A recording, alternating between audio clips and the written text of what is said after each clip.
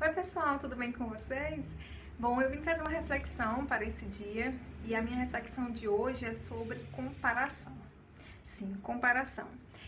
Acho que umas 2 semanas atrás eu publiquei algo no Instagram sobre isso, sobre comparação. E aí nessa minha postagem, nesse meu vídeo, eu usei aquela frase que muito se fala assim: a grama do vizinho é mais verde do que a minha. E aí, em cima dessa frase, o pessoal usa várias justificativas, indagações, para responder por que é mais verde.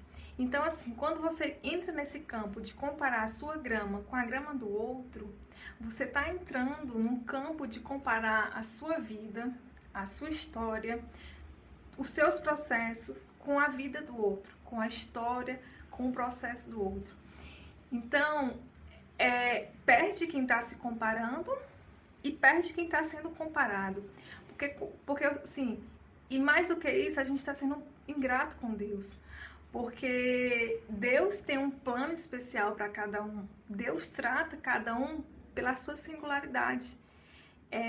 Deus trata, né, cada um individualmente. Então Deus dá tons, dá talentos diferentes para cada um.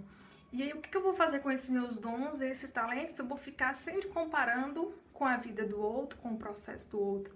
E aí, por vezes eu já me caí nessa de ficar pensando assim: ah, Deus, mas por que isso já aconteceu na vida do outro e não aconteceu na minha vida? Por que isso já ainda não se realizou?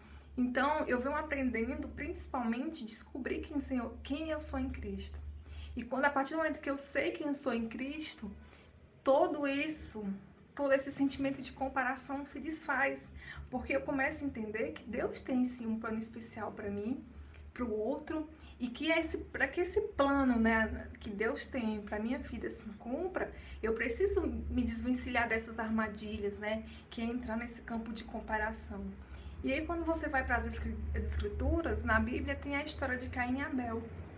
Naquela história que quando Deus, ele preferiu a oferta de Abel do que a de Caim. E será que não surgiu no coração do Caim um sentimento de comparação? Será que ele não comparou porque Deus preferiu a do Abel do que a oferta dele? Então, assim, quantas vezes na nossa vida a gente também não cai nesse ponto de comparar a nossa vida, o que já aconteceu com a nossa vida, com a vida do outro, com a grama do outro, com a grama do vizinho.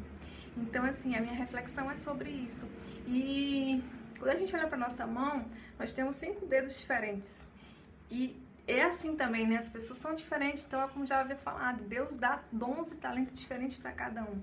Então, assim, que possamos andar por aí não mais se comparando, mas que possamos descobrir quem somos em Cristo e Ele consiga agir na nossa vida com aquilo que Ele nos deu.